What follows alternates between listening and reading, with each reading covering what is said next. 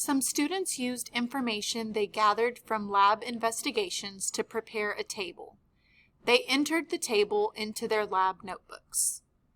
So we've got some information about cell 1 and we have some information about cell 2. Which of these correctly identifies the two cells described in the table?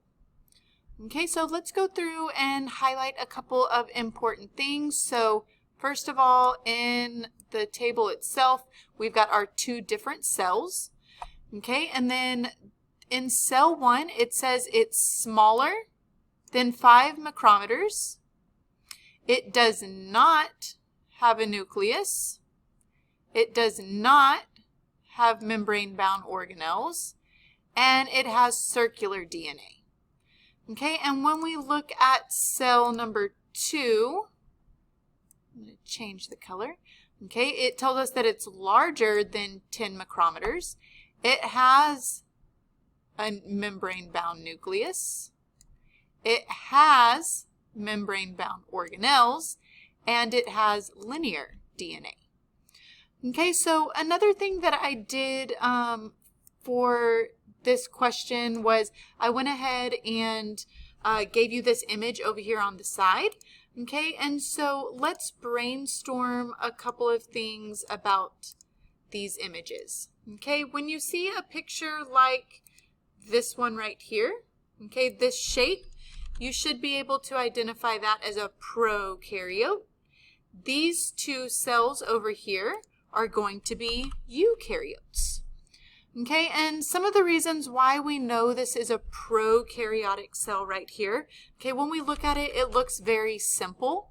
Okay, there's not a lot going on inside of this cell. It does not have those organelles. Remember, those are going to be the things inside of cells that all have a specific job in our eukaryotic cells. Okay, the membrane-bound organelles, we don't see those in prokaryotes. So we don't see a nucleus, we don't see chloroplasts, we don't see mitochondria, things like that. Okay, because they don't have to fit all of those organelles, we tend to see that our prokaryotes are smaller in size. Okay, we know that they do still have DNA. We can see that right here. That DNA is there, but it's just floating around in the middle of the cell. Okay, because remember, the most important thing about prokaryotes, there is no nucleus in that cell. Okay, and then when we look at our eukaryotic cells, okay, these are going to be like plants and animals. Okay, we have eukaryotic cells. These are going to be more complex cells because they do have all of those membrane-bound organelles. Okay, they have all the stuff inside of them. Okay, because they have all of those membrane-bound organelles, these are going to tend to be larger cells. Okay, and they do still have DNA, but that DNA is inside of a nucleus.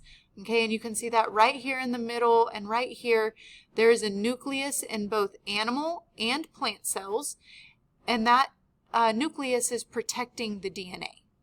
Okay, so use what we brainstormed here to help you go back into this chart, look at the information it gives you for cell 1 and cell 2, and figure out which one is eukaryotic and which one is prokaryotic.